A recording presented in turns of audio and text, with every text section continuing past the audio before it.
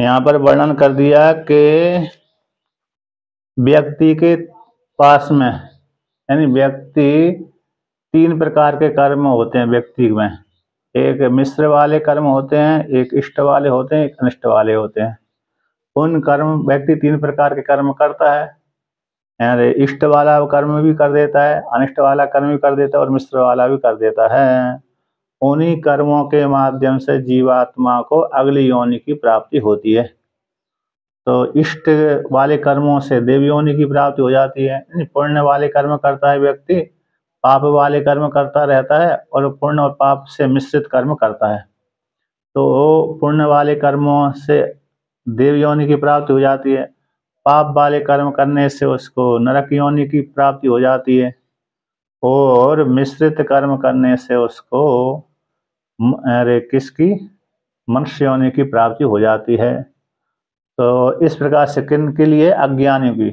अज्ञानी कर्म करते हैं और अज्ञानी इस प्रकार के तीन योनियों में जाकर के भोग भोगते हैं। किंतु सन्यासी कर्म भी नहीं करते तो फिर उनके कर्म नहीं करते तो उनको फल की प्राप्ति नहीं होती। अतः जो विद्वान है, जिसने मनुष्य योनि में तो जन्म ले लिया है, लेकिन वेदांत का आश्रय लेने से अब उसको ज्ञान हो गया का ज्ञान हो गया, और ज्ञान हो जाने के पश्चात फिर कर्म करना बंद कर देता है। अर्थात कर्म तो करता है, मन से कर्म का त्याग कर देता है।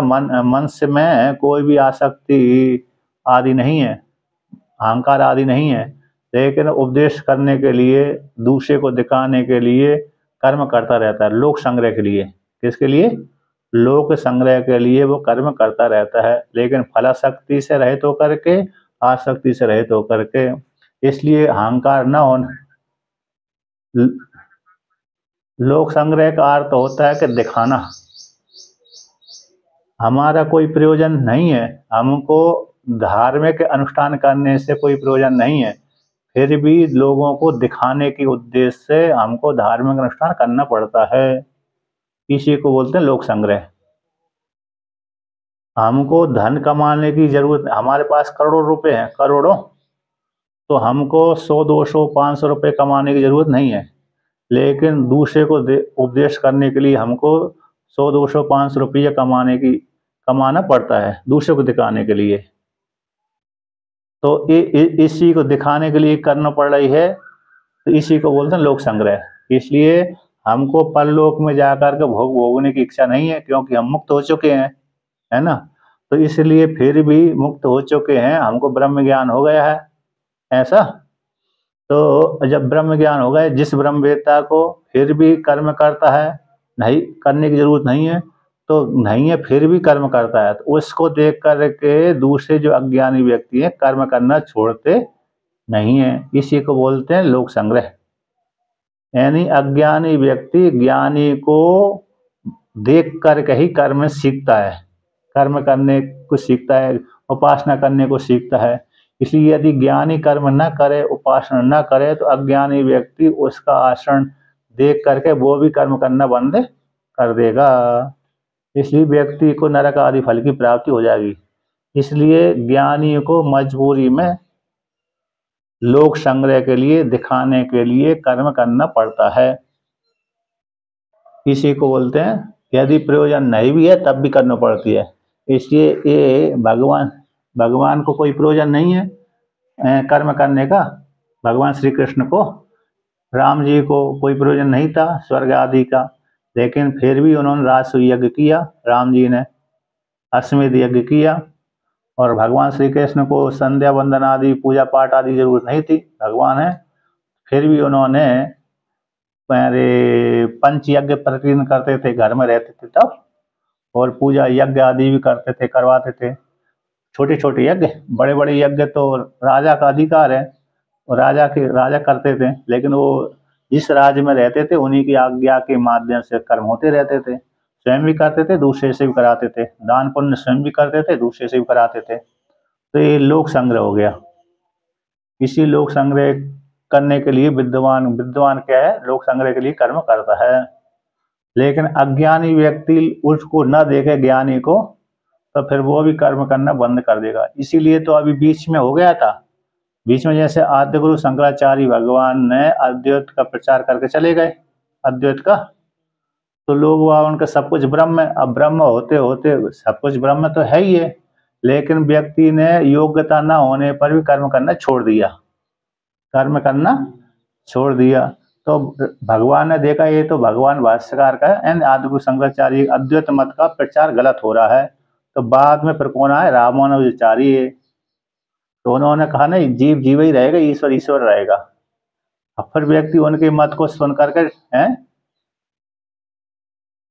हाँ शेषावतार थे, लेकिन उन्होंने उन्होंने कहा उत्तम अधिकारी होगा वो तो अद्वैत को चला जाएगा मेरे मत को पार करके, लेकिन जो उत्तम अधिकारी नहीं होगा वो मेरे मत को जान करके सुन करके फिर कर्म करना चालू कर देगा, जिससे उसको अरे भटकना नहीं पड़ेगा, नरक आदि फल की प्राप्ति नहीं होगी।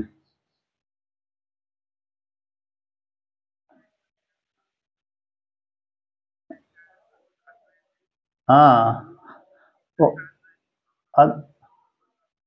हाँ तो इस हाँ इसलिए जितने भी अवतार हुए हैं और इसी कारण से आते हैं, हुए हैं, नहीं तो रामानुचार्य भगवान को अवतार लेने की जरूरत नहीं पड़ती। इसलिए अद्वैत का गलत प्रचार हो गया, इसी होने लगा था, इसलिए भगवान अरे रामानुचार्य भगवान आए, उन्होंने जीव जीव कर दिया, ईश्वर ईश्वर वो बना दिया। तो फिर लोग डरने लगे, अरे भाई अब तो कर्म करना पड़ेगा। इसलिए जो अधिकार, हाँ तो भेद भेद भेद पूर्वक वो कर दिया ना।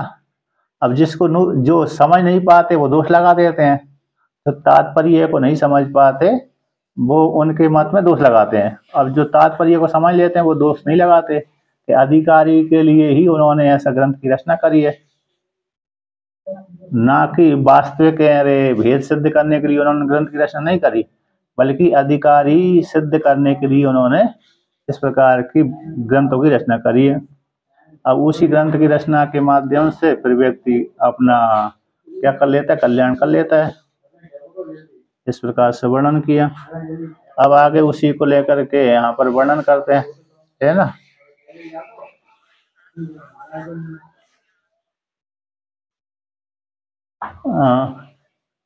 मतलब जो उन्होंने शंकराचार्य का अरे अद्वैत का प्रचार कर दिया था ना, अद्वैत का प्रचार हो जाने के पश्चात लोगों ने कर्म करना बंद कर दिया था, उपासना कर्म करना बंद कर दिया था, जिससे फिर वो गलत प्रयोग करने लगे थे। इसी हेतु से उन्होंने ऐसा मत सिद्ध कर दिया।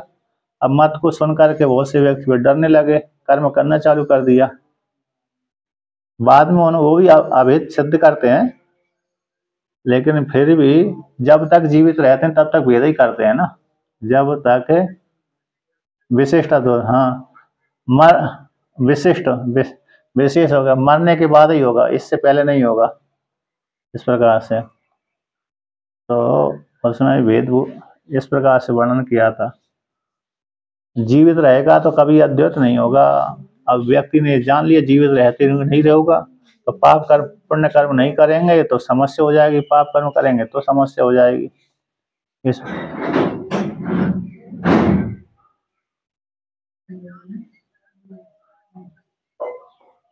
हाँ मतलब वो तो प्रसंग प्रसंग के अनुसार से और क्या।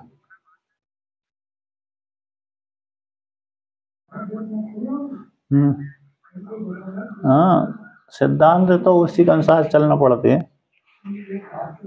अब उन्होंने भी तो ज्ञान की चर्चा करी तुलसीदास भगवान ने, कहीं कहीं अरे जो अधिकारी होते हैं वो पकड़ लेते हैं, जो ज्ञान के अधिकारी होते हैं उस बात को पकड़ लेते हैं। जो ज्ञान के अधिकारी नहीं है, कर्म के अधिकारी हैं, वो उनकी दूसरी दूसरी बात को ही पकड़ पाते हैं।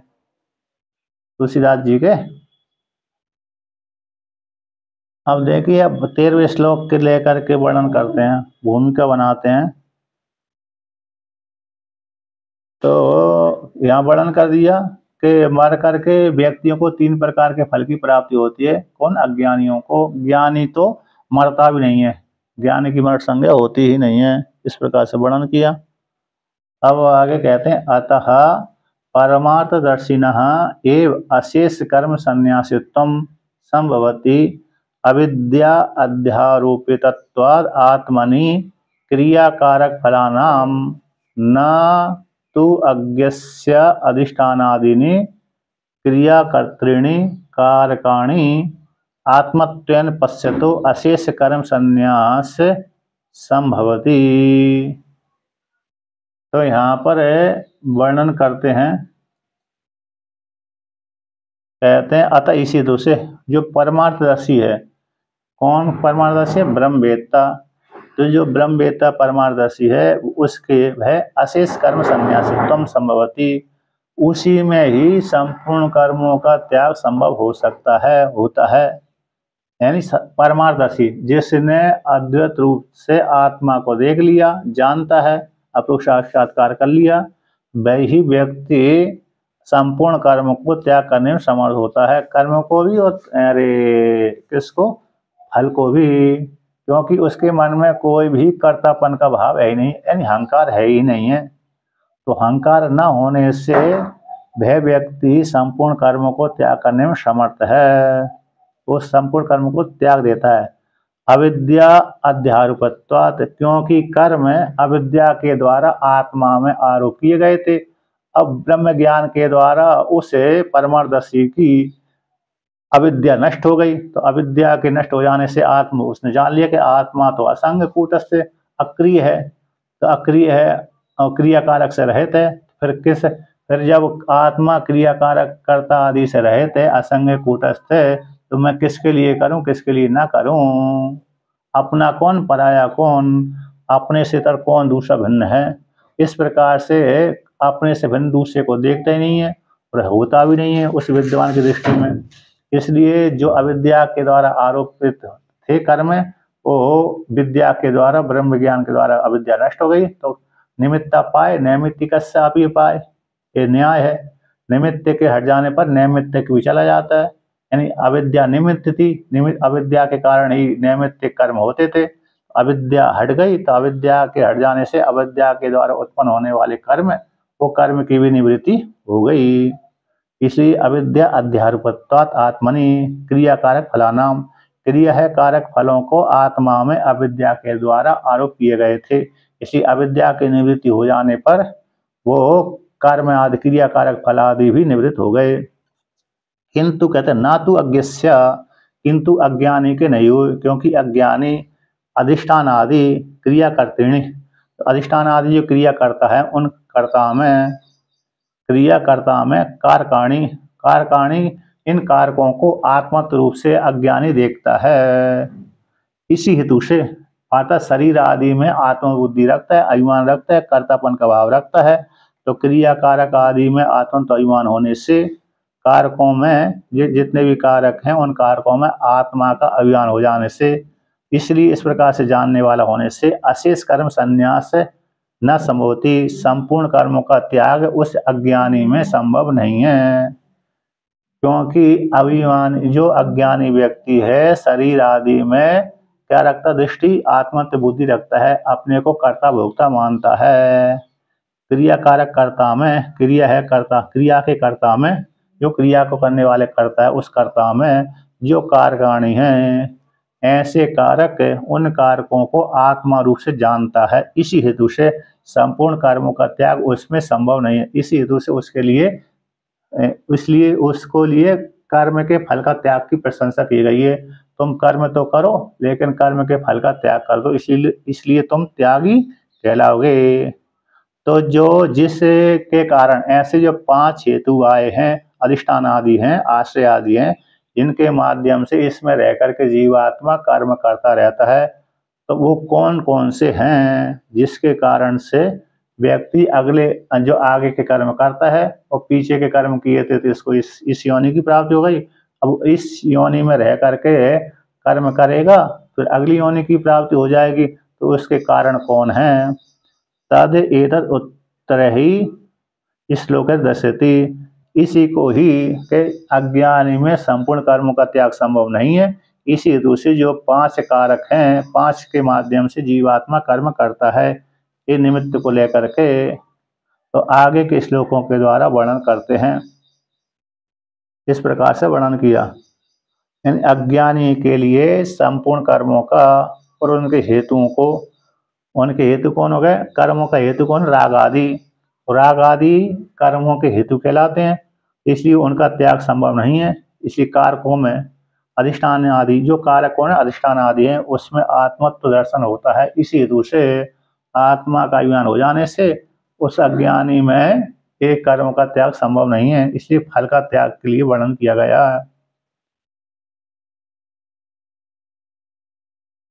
यहाँ पर पूर्व पक्षी ने भी प्रश्न किया, कथम किस प्रकार से अधिष्ठान आदियों का और क्रिया कर्तृत्वों का, कथम किस प्रकार से विदुषा विद्वान का तेसु आत्मत्वधि, क्योंकि शरीर में तो विद्वान भी रहता है, शरीर में अज्ञानी भी रहता है, तो अज्ञानी की तो आत्मत्व दृष्टि हो जाती है, किंतु ज्ञानी की आत्मत्व दृष्टि क्यों नहीं होती। जो अधिष्ठान आदि हैं, क्रिया का कर्तृत्व हैं, उसको किस प्रकार से विद्वान तेसु उसमें आत्मधि, आत्मधि उनमें किस प्रकार से नहीं होती उनकी, इसकी किस प्रकार से हो जाती है ना। तो इस प्रकार से कहते हैं इति आशंका को लेकर अंत श्लोक के द्वारा इसके चतुष्ट 4 श्लोकों के माध्यम से तात्पर्य को लेकर कहते हैं। आगे के श्लोकों के माध्यम से वर्णन करते हैं, 4 श्लोकों के माध्यम से। और विद्वान भी तो कर्म करता है, विद्वान भी तो कैसे करता है, कर्म करता है, उसकी शरीर में आत्म बुद्धि क्यों नहीं होती, अज्ञानी की क्यों हो जाती है। तेज विद्वान का तेसु उनमें अधिष्ठान आदियों में खत्म किस प्रकार से आत्मतुद्धि, आत्मत बुद्धि किस प्रकार से होती है अथवा नहीं होती। ऐसी आशंका को लेकर के आगे श्लोकों का वर्णन करते हैं, उसी को वर्णन करते पंचेति। तो श्लोक का पाठ करते हैं।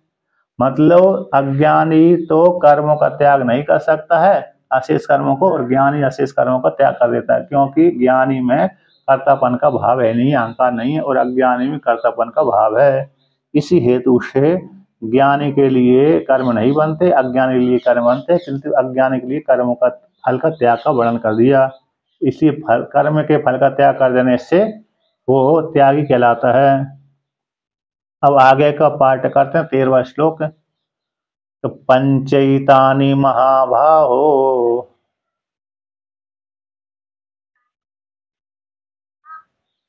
कारणानि निबोध मे, सांख्ये कृतान्ते प्रोक्तानि सिद्धये सर्वकर्मणाम्।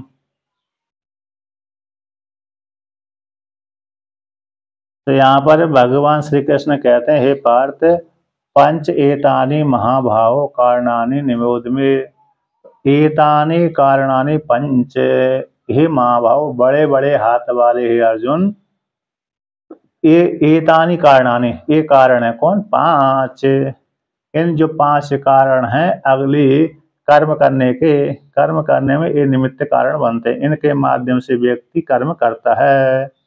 ये 5 कारण हैं, इन कारणों को तुम मेरे से अच्छी प्रकार से सावधान होकर के ध्यान पूर्वक निबोधा, इन जानो सुनो, है ना। निबोधन नित्राम रूप से अच्छी प्रकार से सावधान होकर के श्रवण करो कि ये हे महाभाव 5 ये कारण होते हैं जीवात्मा को कर्म करने के लिए। इनमें आत्मत्वाभिमान रख करके व्यक्ति कर्म करता है, अगली योनि की प्राप्ति होती रहती है कर्म के माध्यम से। शुभ वाले कर्म भी करता है इन 5 के माध्यम से, और अशुभ वाले कर्म भी कर देता है, और मिश्रित कर्म भी कर देता है। तो ये 5 कारण है कहाँ पर जाने गए, सांख्य कृतांते प्रोक्तानि। ये 5 कारण को वेदांत कृतानि, इन सांख्य वेदांत शास्त्र में, सांख्य यानी वेदांत, कृतांत यानी शास्त्र। तो सांख्य दर्शन में यानी वेदांत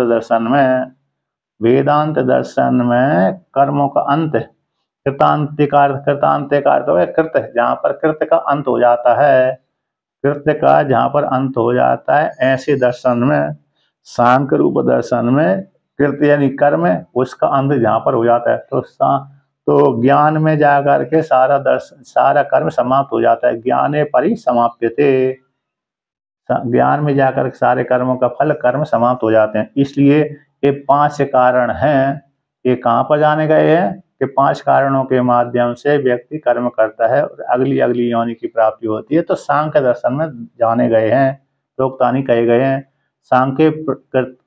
सांख्य कृतांते, कृत हो गए कर्म, उसका अंत कहाँ पर हो गए, जहाँ पर वेदांत है। तो वेदांत रूप सांख्य वेदांत, ज्ञान, तो ज्ञान रूप जो वेदांत है, वेदांत रूप जो ज्ञान है, तो ऐसे सांख्य शब्द से वेदांत लेने हैं। तो वेदांत दर्शन में इनका निर्णय किया गया है कि 5 कारणों के माध्यम से जीवात्मा कर्म करके नई नई योनि को प्राप्त कर लेता है। कहते सिद्धे सर्व कर्मणाम, सारे कर्मों की सिद्धि के लिए, सारे कर्मों की निष्पत्ति के लिए, सर्व कर्मणाम है सारे कर्मों की निष्पत्ति के लिए इस 5 जो कारण कहे गए हैं सांख्य दर्शन में जाने गए हैं। इस प्रकार से ऐसा वर्णन कर दिया। तो भगवान भास्कर उसका व्याख्यान करते हैं। तो पंच इमानी वक्ष्यमाणानि हे महाभावो कारणानि निवर्तकानि निबोधि मे मम इति। उत्तरत्र चेतः समाधानार्थं वस्तु वैषम्य प्रदर्शनार्थं च। 5 ईमानी जो कही जाने वाले, वक्ष्यमाणानि का अर्थ हो गए आगे कहे जाने वाले हैं, हे महाभावो कारणानि यानी निवर्तकानि, निवर्तकानि का अर्थ हो गया संपादितानि, वर्तकानि वर्तन करने वाले। तो अर्थात एक कारण, इन कारणों के माध्यम से व्यक्ति कर्म करता हुआ देखा जाता है, उन कर्म करते हुए देखे जाते हैं इन कारणों से। तो ये मेरे से तुम सावधान होकर के श्रवण करो। क्या करो? सावधान होकर के श्रवण करो। यानी वो 5 कारण आगे कहे जाएंगे आगे के श्लोक में। तो कहते सावधान होकर के मेरे श्रवण करो, इसके लिए क्यों कहा? फिर उत्तरत जो आगे जो मैं कहने जा रहा हूँ उसको सावधान होकर श्रवण कर लो। अतः भगवान ने निबोध विधि आज्ञा है, लोट लकार का रूप है। कहते चित्त के समाधान करने के लिए, चित्त को समाधानार्थ में समाहित करने के लिए। यदि चित्त समाहित नहीं है, यदि श्रवण करने वाले श्रोता का, शिष्य का अथवा श्रोता का चित्त समाहित नहीं है, चित्त दूसरी जगह चला गया है, तो फिर व्यक्ति जो वक्ता, बोलने वाला वक्ता है, वो तो बोल करके चला जाता है, वह समझ में शिष्य को अथवा सुनने वाले श्रोता को समझ में नहीं आता बिल्कुल भी, क्योंकि उसका चित्त तो दूसरी जगह गया था। यानी चित्त यानी मन, तो मन दूसरी जगह गया था और वहाँ जहाँ पर बैठा हुआ था वहाँ पर शरीर मान बैठा हुआ है, वो तो दूसरी देश में चला गया, दूसरे विषय का चिंतन कर रहा है। इसलिए शब्द को श्रवण करता हुआ भी उसके ऊपर विचार नहीं कर पाता, इसलिए उसको समझ में नहीं आता कि आचार्य ने क्या बोला क्या नहीं बोला। जैसे व्यक्ति जब गूढ़ रहस्य का विषय आता ना, तर्क का, नैयायिक आदि के साथ जब तर्क आता है परमाणु को लेकर के, अन्य को लेकर के, तो व्यक्ति जब समझ में नहीं आती तो बुद्धि घूम जाती है, मन उसको चला जाता है दूर देश में चला जाता है, समझ में नहीं आता है आचार्य क्या बोल रहे हैं क्या नहीं बोल रहे। मन कैसे खराब हो जाता है, खराब मतलब हो गया समझ में नहीं आ रहा, मन के ऊपर से जा रही बात है कि नहीं। बहुत जगह जो बात जाती है मन के ऊपर से निकल जाती है, तो इसलिए वो समझ में नहीं आती है क्या बोल रहा है क्या नहीं बोल रहा है। क्योंकि तर्क का विषय जहाँ पर साथ साथ होता है नहीं, तो जहाँ पर साथ साथ होता है वहाँ पर कभी कभी मन को एकाग्र करना पड़ता है, एकाग्र करने के बाद ही वहाँ पर समझ में आता है, नहीं तो कभी वो समझ में नहीं आती। मन फिर जब समझ में नहीं आती मन भाग जाता है, और जब भाग जाता है तो फिर और भी समझ में नहीं आती। इसलिए कहते हैं मन को समाहित करने के लिए। और वस्तु वैषम्य यानी वस्तु की वैषमता को लेकर, वस्तु वैषम यानी कठिन, वस्तु के वैषम्य को प्रदर्शन करने के लिए, प्रदर्शन करने के लिए यहाँ पर निर्देश किया जा रहा है तुम सावधान होकर श्रवण करो। तो वस्तु की कठिनता को दिखलाने के लिए, वैषम्य का अर्थ कर लिए कठिनता। टीकाकार कहते हैं टीका में कि वस्तूनाम तेषाम एव वैषम्य निर्दिदर्शितम नहि चेतः समाधानात् ऋते ज्ञातुम शक्यते। तेषाम वस्तूनाम, उन वस्तुओं का वैषम्य दिखलाने के लिए, कठिनता को दिखलाने के लिए, विपरीतता को दिखलाने के लिए, विपरीतता को दिखलाने, कठिनता को दिखलाने के लिए कहते हैं, दिखलाने की इच्छा से कहते हैं कि यदि चित्त समाधान नहीं है चित्त के समाहित बिना उस वस्तु का ज्ञान करने में समर्थ नहीं होता। व्यक्ति जो जो वस्तु कठिन होती है ना, मुश्किल से समझ में आती है, गणित का भी हो हिसाब होता है ना, गणित का हिसाब, यदि मन एकाग्र नहीं है तो गणित का हिसाब भी नहीं लगता है ना। सामान्य जोड़ घटाव तो सामान्य व्यक्ति कर लेता है? आत्म तत्व उसमें रूढ़ नहीं, जैसे सामान्य है, जहाँ पर व्यक्ति को समझ में नहीं आता है जिस विषय में, तो वहां पर व्यक्ति को मन को एकाग्र करना ही पड़ता है। मन जब तक एकाग्र नहीं होगा तब तक वो वस्तु समझ में ही नहीं आएगी। चाहे आत्म तत्व को कहो, चाहे गणित आदि का कहो, चाहे विज्ञान का विषय कहो, जहाँ पर सूक्ष्म सूक्ष्म विषय में आता है तो वहां पर सूक्ष्म वस्तु का जब विषय आता है तो वहां पर तो मन एकाग्र करना ही पड़ता है। मन एकाग्र नहीं है तो वो वस्तु समझ में बिल्कुल भी नहीं आती। इस प्रकार से इसलिए भगवान ने कह दिया निबोध में, इन सावधान होकर श्रवण करो। अब कहते हैं तानि च कारणानि ज्ञातव्यतया स्तौति, कि जो 5 कर्मों के हेतु बनते हैं, जो कारण बनते हैं, कर्मों के कारण बनते हैं, हेतु बनते हैं, ज्ञातव्य रूप से जानने योग्य, इसलिए वो 5 जो कारण है उनकी स्तुति हो गई। स्तुति कि ये 5 कारण कहलाते हैं, इनके माध्यम से व्यक्ति कर्म करता है, इनमें रह करके, तो इनमें रहकर कर्म करता है, इसके फिर कर्म करके फिर अगली अगली योनि की प्राप्त करता है। तो कहाँ खाई गई है ये 5 कर्म है, 5 जो कारण कहाँ खाई गई है कि सांख्ये ज्ञातव्य पदार्थ संख्यायन्ते यस्मिन् शास्त्रे यत् सांख्यहं वेदान्तः कृतान्त इति तस्य विशेषणम्। तो यहाँ पर कहते हैं कृतमिति कर्म उच्यते, कृतमिति कर्म उच्यते तस्य अंत परिसमाप्ति यत्र स कृतांत कर्मांत इति एतत्। तो यहाँ पर कहते हैं कि सांख्य दर्शन में सांख्य ज्ञातव्य, सांख्य में जानने योग्य है कौन पदार्थ, संख्यायन्ते गण्यन्ते, संख्यायन्ते यानी गण्यन्ते, संख्या शब्द गिनने आत्म होती है, जैसे संख्या 10 वस्तु रखी है तो 10 वस्तु गिन लिया, 1 2 3 4 5 6 7, संख्या का ज्ञान भी होता है, संख्या के अर्थ गणना भी होता है। तो जो ज्ञातव्य पदार्थ है वो संख्यायन्ते, यानी संख्यायन्ते यानी गण्यन्ते, गण्यन्ते गणनायन्ते, गण धातु होती है गिनने अर्थ में, गण समुदाय भी होता है, गण गणना भी होता है। गण शब्द गिनने अर्थ में भी आता है और गण शब्द समुदाय अर्थ में भी आता है। संख्या शब्द गिनने में भी आता है, संख्या शब्द सांख्य शब्द ज्ञान अर्थ में भी होता है। तो संख्यायन्ते गण्यन्ते, तो ऐसी गणना की जाती है जिसमें यस्मिन् जिस शास्त्र में गणना की जाती है, ऐसे शास्त्र उसको तो सांख्य, ऐसे सांख्य हो ना वेदांत, जिनमें पदार्थ, जिस शास्त्र में पदार्थों की गणना की जाती है ऐसा वेदांत, उसी का विशेषण कृतांत है। तो कृतांत इति तस्य विशेषण, कृतांत भी उसी का ही विशेषण है, कृतांत भी उसका विशेषण है। टीका में आया है, टीका में इसको देखिए कि आत्मा त्वम पदार्थस्य तद पदार्थो ब्रह्म, आत्मा जीवात्मा त्वम पदार्थ है और तत्पदार्थ ब्रह्म है, तयो दोनों का, जीवात्मा का और परमात्मा का एक, तयोर एक धीश तद उपयोगिनः श्रवणादयः पदार्थाः सत्ते संख्यायन्ते व्युत्पाद्यन्ते।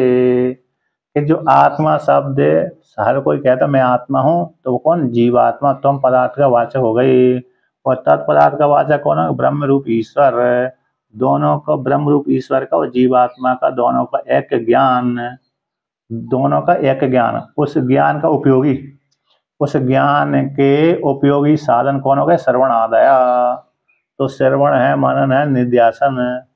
उस श्रवण भी किस प्रकार से करेंगे, आचार्य के माध्यम से, ग्रंथ के माध्यम से, ग्रंथ आधार बना करके आचार्य के मुकाबले से श्रवण करेंगे। तो कहते हैं तद उपयोगी, जीवात्मा परमात्मा का एक ज्ञान का उपयोगी श्रवण आदि जो पदार्थ हैं, ते वे श्रवण आदि पदार्थ संख्यायन्ते व्युत्पाद्यन्ते, कहाँ पर व्युत्पादन किए जाते हैं? वेदांत में। वेदांत में ही उन पदार्थों को श्रवण मनन ध्यान आदि उत्तम पदार्थ का शोधन और तत्पदार्थ का शोधन, उत्तम और तत्पदार्थ का एक का ज्ञान, ये वेदांत शास्त्र में ही दिखलाया गया है। इस प्रकार से यानी कृतांत शब्द का भी वेदांत विषयत्म, जो कृतांत शब्द भी है वेदांत को विषय करने वाला है, इसलिए उसी कहते हैं कृतांत यदि तस्य विशेषण। वेदांत शब्द का अर्थ भी कृतांत शब्द ही है, तो इसको लेकर कृतम इति, तो यहाँ पर कृतांते और सांख्य शब्द किसका वाचक हो गया? वेदांत का वाचक हो गया। तो वेदांत में तत्पदार्थ का और तम पदार्थ का जो जानने योग्य है, तो उस जानने योग्य श्रवण जो तम पदार्थ का एक का ज्ञान, तो एक का ज्ञान किससे होगा? श्रवण मनन ध्यान आदि के माध्यम से होगा। इस प्रकार से वेदांत शास्त्र में जाना जाता है। वेदांत शास्त्र में ही ब्रह्म ज्ञान की प्राप्ति होती है वेदांत शास्त्र के माध्यम से, और वह उसके श्रवण आदि उसकी विधि हो गई, तो विधि के माध्यम से जीवात्मा को आत्म तत्व की प्राप्ति हो जाती है। तो कृतांत इति विशेषणम, तो वेदांत सांख्य कृतांते, उसमें जाने गए हैं पदार्थों का ज्ञान। तो कृतांत में जो कृत शब्द आया उसको लेकर कहते हैं कृतम इति, तो कृत किसको कहते हैं? कर्म इति उच्यते, कृतम नहीं कर्म कहा जाता है। तस्य उसका अंत है, उस कर्म का अंत कहाँ हो जाता है? परिसमाप्ति, अंत है परिसमाप्ति, जहाँ पर जाकर हो जाती है। तो कहाँ पर जाकर के कर्म की समाप्ति होती है? यानी आत्मा के ज्ञान पर्यंतक, आत्मा के ज्ञान में जाकर के सारे कर्मों की समाप्ति हो जाती है। जब तक आत्मज्ञान नहीं हुआ तब तक कर्म व्यक्ति करता रहता है ना, कर्म करने का तब तक अधिकारी बना रहता है। जिस काल में उसको ज्ञान हो गया, परोक्ष ज्ञान हुआ और अपरोक्ष ज्ञान में दृढ़ हो गया, उसी काल में उसके कर्मों की समाप्ति हो जाती है। तो इसलिए कर्मों का अंत यानी परिसमाप्ति जहाँ पर जाकर हो, हाँ, ज्ञान हो जाने के बाद ही पूर्ण रूप से कर्तापन का भाव समाप्त होता है। जब तक ज्ञान नहीं हुआ तब तक व्यक्ति के मन में दृढ़ ज्ञान नहीं हुआ, परोक्ष ज्ञान रहने पर भी कर्तापन बीच बीच में उठता रहता है। बीच बीच में उसको, क्योंकि दृढ़ ज्ञान नहीं हो पाया ना, तो दृढ़ ज्ञान न हो जाने से फिर बीच बीच में कर्तापन का भाव बना रहता। लेकिन वेदांत का आश्रय लेकर के व्यक्ति कर्तापन को त्याग करता रहता है, वेदांत को सहारा बना करके, आधार बना करके कर्तापन का त्याग करता रहता है, चिंतन करता रहता है। इसलिए कर्तापन का जहाँ पर जाकर समाप्ति हो गई उसी को वेदांत बोलते हैं। यानी कर्मों की समाप्ति कहाँ पर हो जाती है? तो वेदांत में जाकर, ज्ञान में जाकर के। तो यत्र जहाँ पर समाप्ति हो गई, कर्म का अंत है, उसको बोलते हैं कृतांत, यानी कर्मांत है, कर्म का अंत है। कृतांत का अर्थ हो गई कर्मांत है। तो कर्म का अंत कहाँ पर जाकर समाप्त? ज्ञान में जाकर समाप्त हो जाता है। उसी को दृष्टांत के द्वारा समझाते हैं किस प्रकार से कर्मों का समाप्ति ज्ञान में जाकर समाप्ति होती है। तो वेदांत यहाँ पर कहते हैं वेदांत का तत्व ज्ञान द्वारा, वेदांत का तत्व ज्ञान द्वारा कर्म का अवसान भूमित्व में, कर्म के अवसान की भूमित्व की प्राप्ति हो जाने पर वाक्य के उपक्रम के अनुकूल ही दिखलाते हैं। जैसे वाक्य आया उसी प्रकार से यहाँ पर दृष्टांत द्वारा समझाते हैं कि यावान अर्थ उद्पाने सर्वम कर्म अखिलम पार्थ ज्ञाने परिसमाप्यते इति आत्मज्ञाने संजाते सर्वकर्मणाम निवृत्तिम दर्शयति। तो यहाँ पर कहते हैं यावन अर्थ उत्पाने, जितना आपको प्रयोजन, जितना यावन जितना अर्थ का प्रयोजन उत्पान में है, कितना कुआ आदि में, उतना ही उसमें आपको समुद्र की प्राप्ति हो जाने पर उतना ही उसको उसमें ही प्राप्त हो जाएगा। जितना कुआ बावड़ी से आपको प्रयोजन सिद्धि करना है जल पान करने के लिए, उतनी जल की सिद्धि यदि समुद्र प्राप्त हो गया तो उतनी जल की सिद्धि आपको वहां से प्राप्त हो गई, बल्कि वहां तो और भी हो जाएगी। इसलिए महासमुद्र की प्राप्ति हो जाने पर वो सारे प्रयोजन की सिद्धि हो जाती है, सारे प्रयोजन की सिद्धि हो जाती है। उसी प्रकार से यहाँ पर ये दृष्टांत है कि जैसे कुएं बावड़े आदि से जिससे जल की सिद्धि चाहते हो, वही सिद्धि आपको समुद्र की प्राप्ति हो जाने पर हो जाती है। वही प्राप्ति कैसी? समुद्र के प्राप्त हो जाने पर हो जाती है। उदपान आदि, उदक उदयन जल, जल के पान की जो प्रयोजन है, अर्थ है, प्रयोजन है, वो समुद्र के प्राप्त हो जाने पर भी हो जाती है। वो दूसरे कहते हैं, एक दृष्टांत हो गया। दूसरा दृष्टांत है कि सर्वम कर्म अखिलम पार्थ, हे पार्थ, जितने भी संपूर्ण कर्म हैं ज्ञाने परिसमाप्यते, ज्ञान में जाकर समाप्त हो जाते हैं।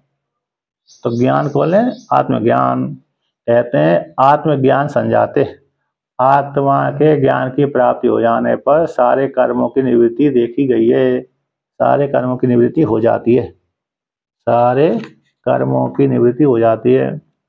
यहाँ पर टीकाकार देखे, टीका में समझाया है कि युद्ध पाने कुपादो, उदक उदयन जल, उदक का तो उदयन जल होता है, का लगा देते उदक बोल देते हैं।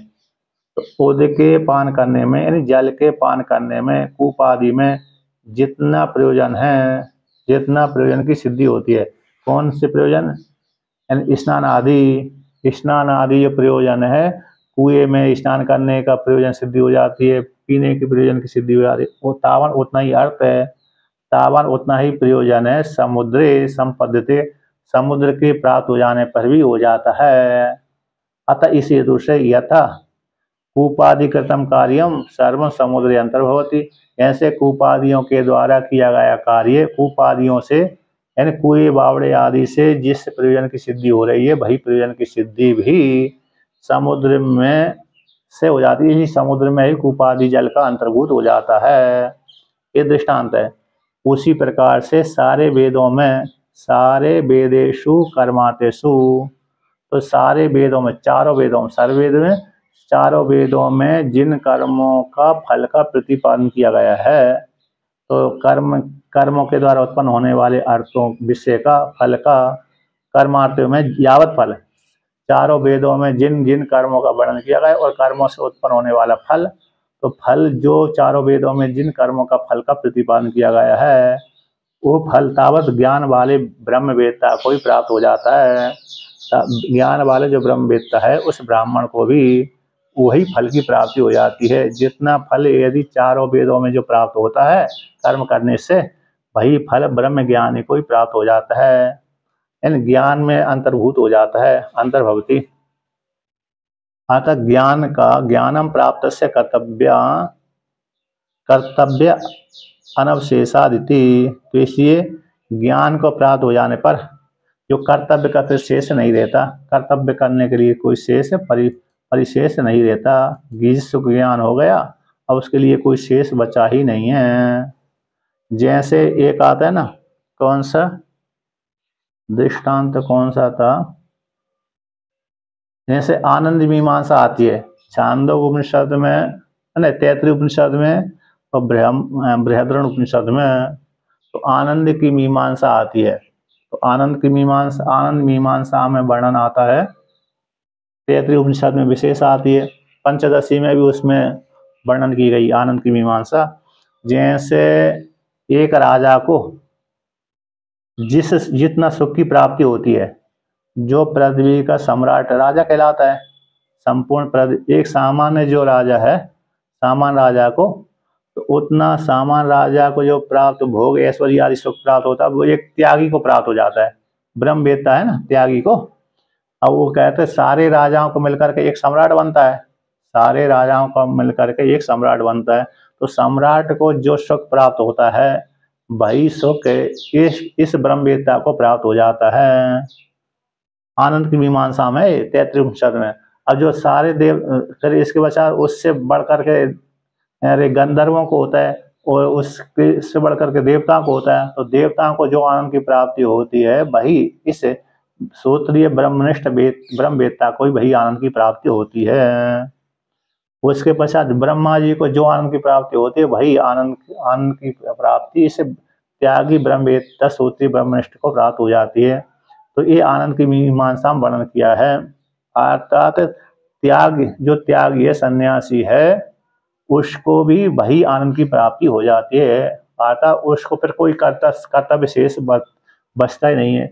सामान्य व्यक्ति को तो लालसा लगी रहती है। जैसे एक सम्राट है, सम्राट को भी फिर इच्छा पूरी नहीं होती, वो कहती है अभी तक तो मैंने पृथ्वी लोक को जीता है, अब स्वर्ग लोक को मैं जीतना चाहता हूँ। जैसे सामान्य एक राजा कहता है मैंने सारे अपने एक राज्य की जीवात्मा को तो बस में कर लिया है, मेरा सभी जगह शासन चलता है, अब मैं चाहता हूँ कि दूसरे राजा को मैं जीत लूँ। तो दूसरे राजा को जीत लेता है, फिर पूरे भारत के ऊपर, पूरे राजाओं के ऊपर शासन करने लगता है, तो सम्राट बन जाता है। अब सम्राट बनने के बाद सात द्वीप वाली पृथ्वी का भी राजा बन जाता है। इतने बनने के पश्चात भी उसकी इच्छा पूरी नहीं हो पाती, उसके मन में लगी रहती है अभी फिर मैं और भी स्वर्गलोक पर आक्रमण करके स्वर्गलोक के देवताओं को भी जीत लूँ, तो वहाँ की इच्छा बनी रहती है। जैसे बड़े बड़े व्यापारियों को भी तो ऐसा ही है, मैं इससे अमीर हो जाऊँ, इससे अमीर हो जाऊँ, इससे अमीर हो जाऊँ। जैसे ये तो लौकिक में देखा गया, आपने पुराण में भी एक आता है, क्या आता है पुराण में, मानधाता को लेकर के कहानी आई है। मानधाता ने पृथ्वी को जीत लिया था, पृथ्वी के सारे राजाओं को जीत लिया था। तो मानधाता की इच्छा हुई अब मैं पृथ्वी का तो राजा बन गया, लेकिन अब मैं किसका राजा बनूं, स्वर्गलोक के ऊपर भी आक्रमण करूं, स्वर्गलोक का भी राजा करूं, राज भोगूं मैं। तो मानधाता स्वर्ग पर आक्रमण करने के लिए विचार करने लगे, आक्रमण करने के लिए तैयारी करने लगे, देवताओं के साथ युद्ध करने के लिए, क्योंकि स्वर्ग को जीतना है। तो इंद्र देवता को मालूम पड़ गया कि मानधाता मेरे साथ युद्ध करना चाहते हैं। यद्यपि इंद्र देवता ने ही मानधाता को दूध पिलाया था, अपना अंगूठा है, इंद्र देवता ने अपना अंगूठा, चाहे पैर का अंगूठा दिया हो चाहे हाथ का अंगूठा दिया हो, उसी अंगूठा को मानधाता के मुख में दिया था। इसलिए उसको पान करने से अरे मानधाता बड़े बलवान हो गए थे, क्योंकि मानधाता स्त्री से पैदा नहीं हुए, किससे पैदा हुए थे, पुरुष से पैदा हुए थे। जिस राजा ने पुत्र प्राप्ति के लिए यज्ञ किया था, तो यज्ञ के लिए चरु बनाया था, पानी अभिषेक करके पानी को, जल को रखा यज्ञ मंडप के भीतर। राजा को प्यास लगी तो वही पुत्र संबंधी संकल्पित जल को पान कर लिया, उसी से राजा गर्व वाला हो गया। अब भाई राजा, अब फिर उसी राजा ने पुत्र को पैदा किया, लेकिन उसको पेट फाड़ करके निकाला, जैसे अभी निकालते हैं ना बच्चे को, किसी स्त्री के पेट फाड़ कर निकाल देते हैं, उसी प्रकार से ऋषियों ने भी मानधाता को उस राजा का पेट फाड़ा और पेट फाड़ कर उसको निकाला, लेकिन राजा मरा नहीं, मानधाता का जो पिता है वो मरा नहीं। बाद में ऋषियों ने फिर उसके पेट को भी जोड़ दिया, जैसे अभी भी होता है। इसलिए मानधाता की कोई माँ नहीं थी, इसलिए फिर इंद्र देवता ने ही क्या किया, उसको दूध पिलाया। तो सारे ऋषियों ने कहा इसको दूध कौन पिलाएगा, इंद्र देवता है मामधाता, कहते मेरे को ध्याएगा ये, इसलिए मानधाता इंद्र देवता ने नाम रख दिया था। इसलिए मानधाता बड़े बलवान थे, तो उनकी इच्छा थी कि मैं स्वर्ग के ऊपर आक्रमण करूं। तो आक्रमण जैसी तैयारी करने लगे तो इंद्र देवता पुनः आए, तो उसके पास में कहा हे राजन, तुमने पृथ्वी को तो जीत लिया किंतु संपूर्ण पृथ्वी को नहीं जीता। तुम्हारे मथुरा जिले में, तुम्हारे राज्य के भीतर ही मथुरा जिले में एक राक्षस रहता है, राक्षस जिसको शत्रुघ्न ने मारा था। किसने मारा था, शत्रुघ्न ने। तो वो राक्षस शत्रुघ्न नहीं है, वो लवणासुर, हाँ लवणासुर, शत्रु क्या नाम है उसका, शत्रुघ्न, शत्रुधन बोलते हैं, शत्रुधन बोलते हैं ना, शत्रुधन तो नाम अशुद्ध है, लेकिन नाम है शत्रुघ्न, है ना। गलत होता है उच्चारण, लेकिन शब्द नाम है शत्रुघ्न, हाँ शत्रुघ्न। तो लवणासुर उस काल में जीवित था, तो उस काल में उसने कहा, मानधाता से कहा इंद्र देवता ने कि देखो लवणासुर के ऊपर तुमने विजय प्राप्त नहीं करी, पहले उसके ऊपर विजय प्राप्त करो तब मेरे पास में आना।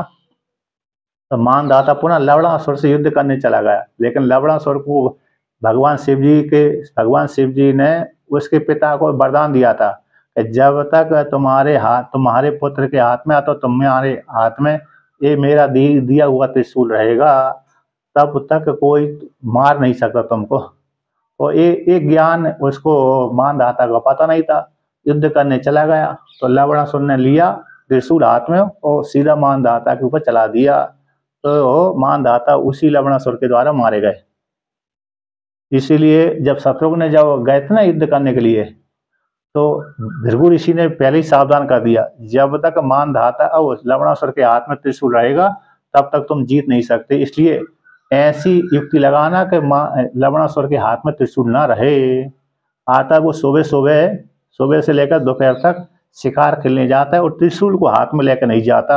उसी काल में तुम आक्रमण करना और उसको अपने नगर में प्रवेश करने मत देना। यदि नगर में प्रवेश कर दिया और त्रिशूल हाथ में लिया तो तुम्हारा जीवन संकट में पड़ जाएगा, तुम जीवित नहीं बच सकते। इसलिए तुम उसको नगर में प्रवेश मत करने देना और बिना त्रिशूल के साथ ही तुम उसके साथ लड़ना। तो ऐसे ही शत्रुघ्न ने किया था, क्योंकि ये लवणासुर के हाथ में त्रिशूल नहीं था, इसलिए शत्रुघ्न बच गए थे, नहीं तो शत्रुघ्न भी मारे जाते। एक कथा कहाँ पर आती है, वाल्मीकि रामायण में बड़ा प्रसिद्ध है। नहीं, शिकार खेलने जाता है, जब शिकार खेलने जाता था तो त्रिशूल हाथ में नहीं लेकर जाता था।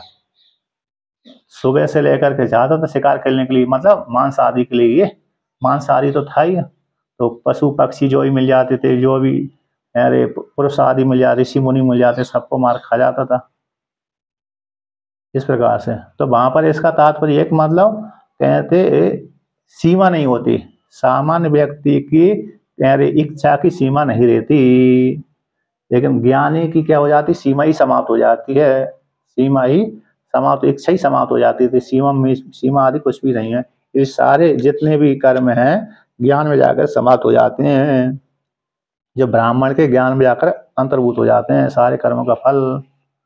ठीक है ना, इसलिए जो ब्रह्म ज्ञान के हो जाने पर सारे कर्मों की निवृत्ति देखी जाती है। किसमें देखी जाती है, ब्रह्मवेत्ता में निवृत्ति में दर्शयती। अतस इति से अतः तस्मिन् आत्मज्ञानार्थे सांख्ये कृतान्ते वेदान्ते प्रोक्तानि कथितानि सिद्धये निष्पत्ति अर्थम सर्वकर्मणाम। इसी हेतु से, इसी कारण से कहते हैं आत्मज्ञान के हो जाने पर, सारे कर्मों की निवृत्ति हो जाने पर, कथम वेदांत से कृतांत इति आशंका, सारे कर्मों की निवृत्ति हो जाने पर भी कैसे वेदांत के कृतांत तत्व कैसे कहलाएगा, कर्म की समाप्ति कैसे कहलाएगी, ऐसी आशंका को लेकर कहते हैं अतः इस हेतु से तस्मिन ज्ञानार्थे, यानी तस्मिन आत्मज्ञानार्थे, आत्मा के ज्ञान के लिए, तस्मिन उस आत्मज्ञान की प्राप्ति के लिए सांख्य में, इन वेदांत शास्त्र में आत्मज्ञान की प्राप्ति के लिए जो वेदांत शास्त्र है जिसमें कर्मों की समाप्ति हो जाती है, तो उस वेदांत शास्त्र में एक कहे गए हैं कथितानि प्रोक्तानि कथितानि, किसके लिए कि आत्मज्ञान की सिद्धि के लिए, आत्मज्ञान की सिद्धि के लिए, आत्मज्ञानार्थम के लिए।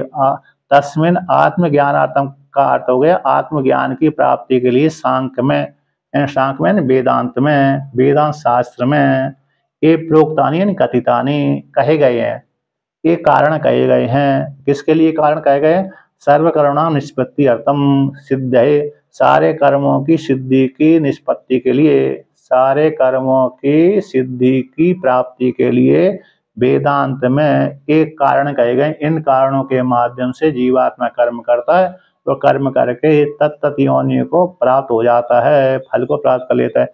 ज्ञान के लिए कर्म करेगा तो ज्ञान हो जाएगा, फिर अगली योनि की प्राप्ति नहीं होगी। यदि भोगों के लिए कर्म करेगा तो भोग के लिए कर्म करेगा तो कर्मों से फल होगा, फल के माध्यम से अगली योनि की प्राप्ति होगी। तो उसमें हेतु ये है। तो 5 जो कारण, ज्ञान के लिए कहो चाहे अज्ञान के लिए, चाहे अन्य कर्मों के लिए कहो, जो कोई भी चेष्टा होती है इनके माध्यम से होती है, इनमें एक कारण बनते हैं, इनमें ये कारण बनते। इस प्रकार से भगवान श्री कृष्ण ने अर्जुन से कहा, है ना, तानी मद वचनात् निबोधय इति पूर्व संबंध। टीकाकार कहते हैं इन जो कारण कहे गए हैं ज्ञान की निष्पत्ति के लिए, ज्ञान की निष्पत्ति के लिए जो 5 कारण होते हैं उनको सावधान होकर मेरे से श्रवण करो, है कि नहीं, श्रवण करेंगे। तो 5-14वां श्लोक भी उसमें यही वर्णन किया है, 14वां श्लोक। तो फिर कल कराइबे, है ना। ठीक है, तो